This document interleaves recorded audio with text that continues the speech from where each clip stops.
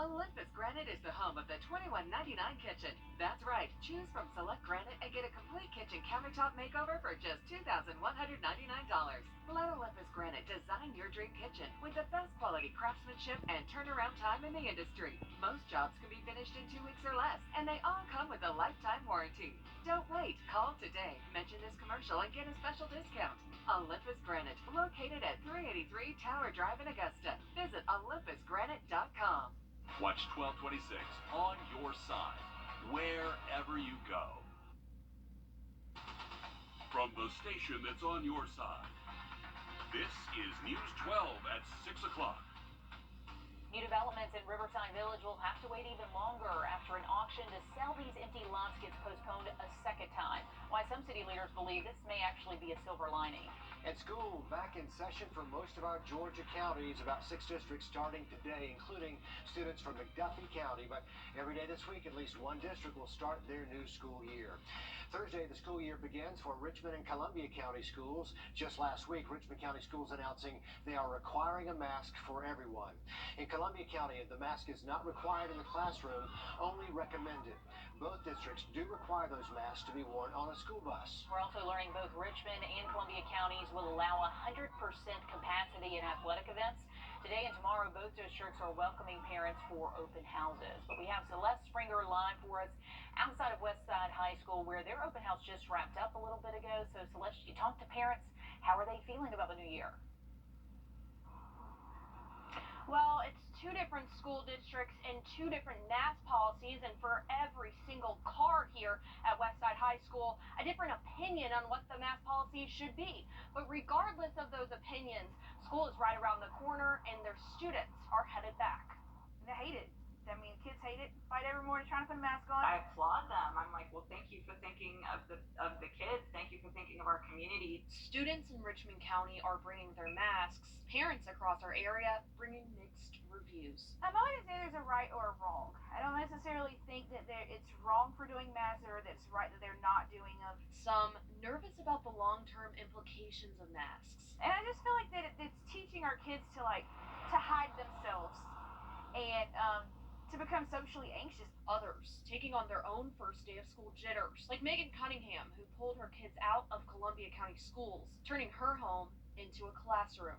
But a lot of other people don't have that as an option, and so they're sending their kids back to school and hoping for the best. And that's just a terrifying position for any parent to be in. Columbia County's decision to let kids go unmasked, that was kind of the deal breaker for me. Though at its core, this doesn't seem to be about masks or no masks. How these children are going to live their normal life again. Rather, normalcy, and whether we should reach for it now or hold off just a while longer.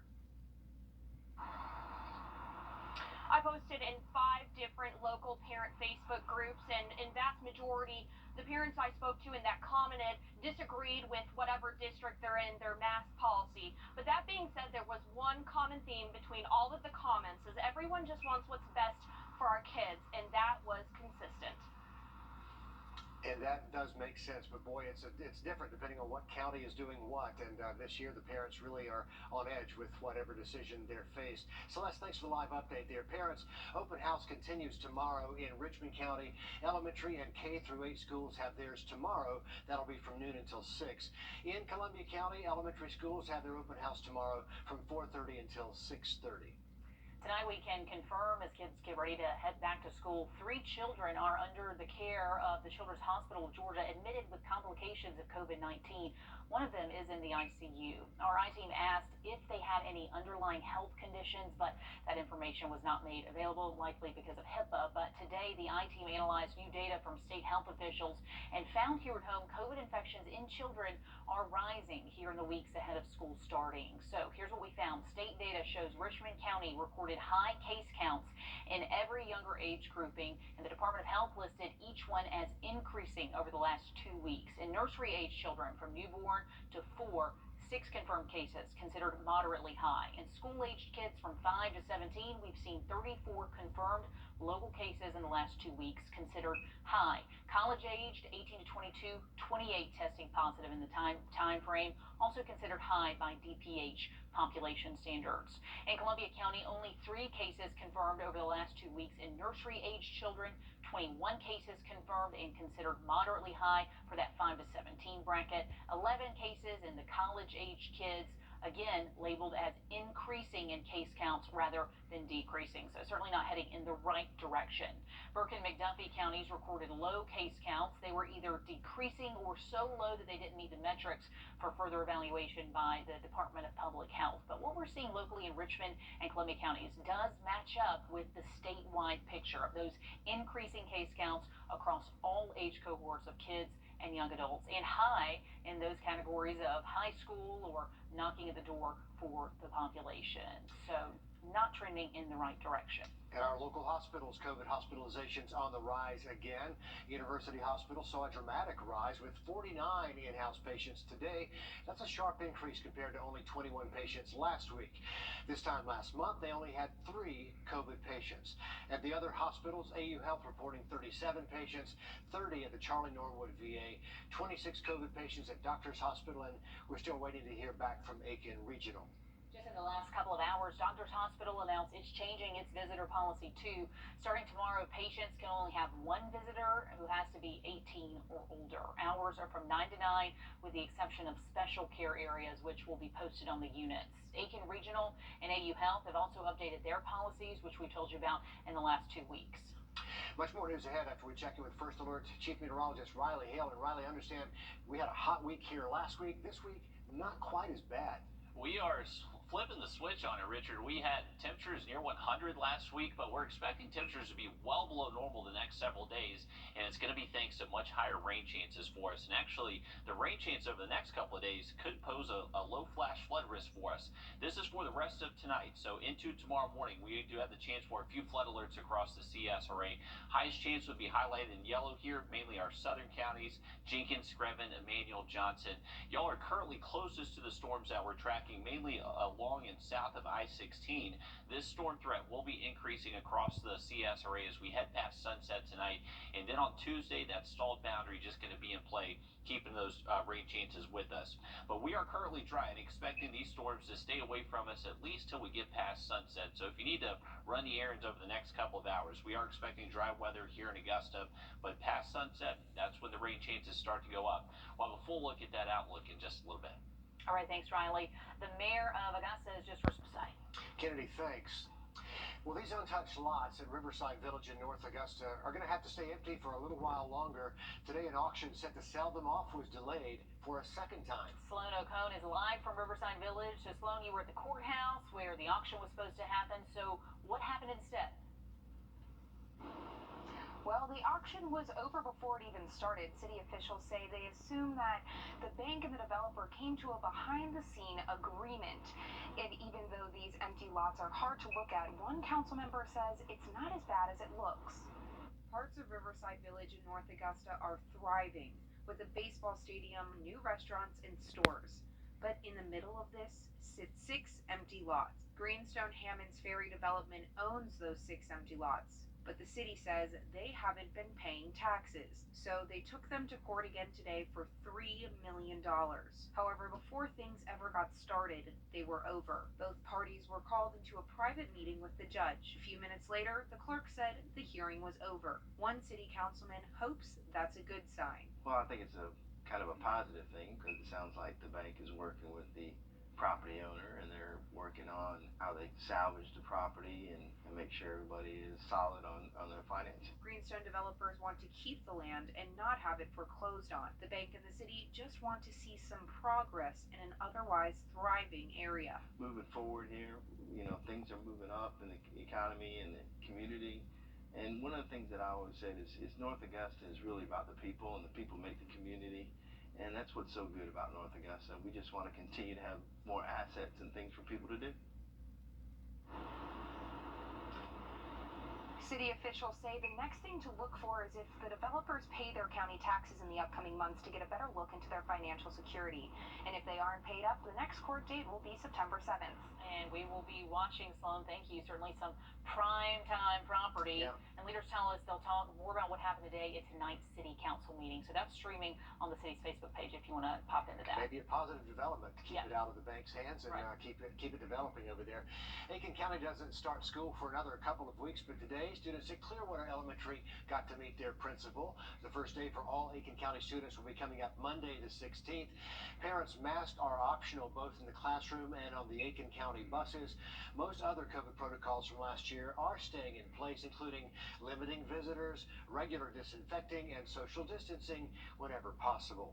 Some other important info for parents in Columbia and Richmond County ahead of Thursday. Both districts providing free breakfast and lunch for all their students. In Columbia County, parents there are a couple of apps you might want to download. Alito for all things school news, and for the new EduLog parent portal. That's for school bus tracker apps. It's easier said than done. Take my word for it. They're there on the screen. Yeah. Sorry about that. Yeah, Richmond County also has a bus tracker app called Stop Finder, which is much easier to find in your app store. Also, this is the first school year for the district's one-to-one technology initiative. All 1st through 12th graders will get a laptop to take home to do schoolwork. There's a resource page on the district's website with some more information about that. But make sure to send us your back-to-school pictures. We love seeing these every year, and your student might end up on TV. You can send us those on our website, or you can send them to us through the Wrdw app. The smiling faces of the first day of school. Love that. Well, the miracles that happened at the Children's Hospital of Georgia did not go unnoticed. Coming up, we're going to hear one family's journey of hope and healing and miracles. And we did stay dry today, but rain chances will be going up as we head into tonight and especially tomorrow. 100 forecast next. High performing, thorough. You'll never forget it. We've got some live pictures coming in from the 13th Street Bridge project happening. Work actually starting today to replace this 80-year-old span with one that is more walkable, more user-friendly, even with a light show included on it. Lanes are shut down there now, at least one of those lanes heading from Georgia into South Carolina. You can expect lane closures every day this week from 9 to 4. The work you see there is actually on the Augusta side of this, but the lane closures are going to happen from the Georgia side heading into South Carolina.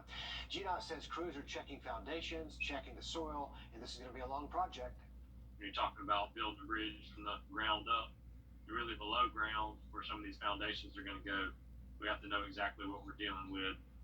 And you can still give GDOT your feedback until the 13th. If you haven't seen this video, this is video of the actual bridge, but we also have video that we posted online of the future bridge, which is worth a look.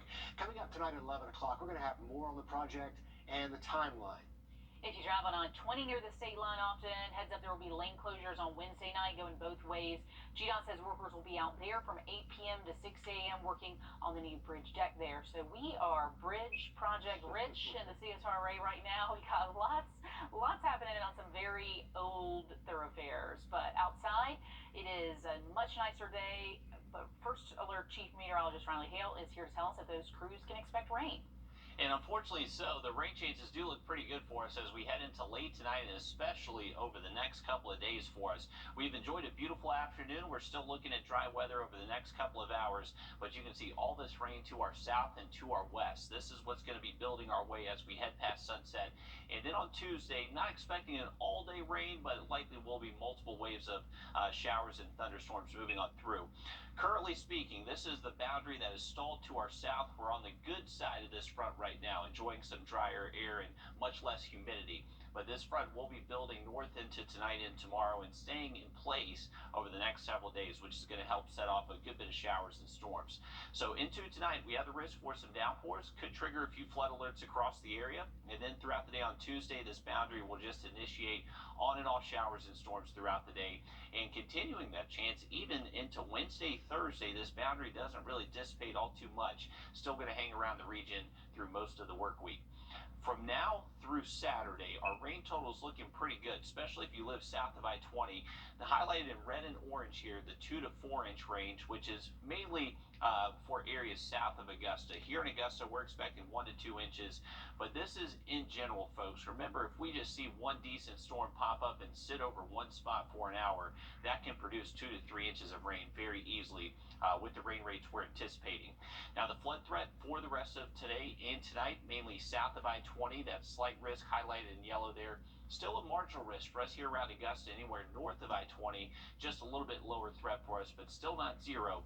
We could definitely still see some heavy rain here in Augusta. That threat sticks around for Tuesday into early Wednesday morning, so this is going to be a good, solid 24, 36-hour stretch for us where we do have that potential for some downpours that create some issues for us. But overall, the flooding problems look to be very minor, not expecting river flooding. If anything, it would be some ponding on roadways. Maybe we see a small stream or creek get a little bit higher that starts to trickle over a roadway. That would be the majority of the problems we're expecting. We're currently at 93 here in Augusta, which feels pretty warm, but the good news is the heat index is kind of just feeling like your temperature thanks to much drier air in place out there this afternoon. Not seeing those heat index values up to 105 any longer. And for your Tuesday, those high temperatures are going to be much cooler than average thanks to a good bit of cloud cover throughout the day tomorrow. That should keep our high temperatures generally in the mid to low 80s. And throughout the day on Tuesday, can't rule out a passing shower storm at any point during the day, so make sure you have that umbrella starting off for that morning commute Tuesday morning. As we head later towards the weekend, those temperatures do look a little bit warmer for us, back in the 90s by Sunday. Afternoon storms mainly for the weekend. In honor of Miracle Monday, we partnered with Children's Hospital of Georgia to share their stories of hope and inspiration. Zana Halliburton introduces us to one of the many families whose lives have been transformed thanks to our Children's Hospital. Chris and Ann Kenny became a part of the Children's Hospital of Georgia family 3 years ago. At 20 weeks, there were concerns about the way the blood was flowing in the baby's heart. So we couldn't tell certainly what was going on because the heart was too small, but he knew that we needed to be referred to Children's Hospital of Georgia. They learned their fourth son, Philip, had a major heart condition. It's a total gut punch. He didn't know what his future would look like, if it was even possible that he would even survive to be born or make it through the surgeries that he was going to have to go through. They had to wait until he was born before they could evaluate his heart. Philip was born 8 weeks early at 3 pounds and 2 ounces. And their goal was not, at that point, it couldn't be getting him to surgery. It was, we just have to keep him alive. And for that first week, he really hung on the absolute sort of edge of life and death. Philip spent 2 months in the neonatal and pediatric intensive care unit. He had his first heart surgery when he weighed 5 pounds. He had several serious critical congenital heart defects that all had to be corrected, and so there weren't any other options for us that we say to each other after we got the diagnosis that the only way out was through the fire. This was the first step to allow his heart to grow and be healthy enough for an even bigger surgery. We were going to stay as positive as we could and just to see everything as a blessing. Which is tough because when you're in that sort of dark place and you don't know whether your child's going to live to the next day, you have to fight to find the hope. Yeah. When he was 8 months old, Philip had a full open heart surgery. Now blood was able to flow correctly from his heart to his lungs. Philip wouldn't be here if it wasn't for this hospital and the amazing people who work here. So we're so lucky. Now Philip's parents say they can focus on the future and not live hour by hour. Now we get to focus on things like him starting preschool and him, learning his letters, and now he is this wild, rambunctious 3-year-old who gets to be a normal kid just like everybody else. In Augusta, Zana Halliburton on your side. Just such a special place. You know the minute you walk in and see the work that they do with these kids. But Philip's heart is fixed. It's not cured. He will continue to have appointments and checkups as he gets older. But I love to see him running through the lobby of the hospital there. That's what every parent, dreams of. They're worried about the real things now. Starting school, preschool, all that kind of worry. That's the best kind of worry. Yes. But Children's Hospital of Georgia relies heavily on support from our community to help make these miracles possible, and we really want you to all get involved. We all want to be involved in it. Yeah, if you donate, all the money money you donate stays local. So that's an amazing thing. We have a link on our website, wrdw.com. Just search Miracle Monday. We've been telling these stories for years and they never get old. No, it just love that. pulls at your heartstrings every time. Zana, thank you for that. Just ahead in sports, Simone Biles, she's back. What we can expect from her tomorrow. Plus, how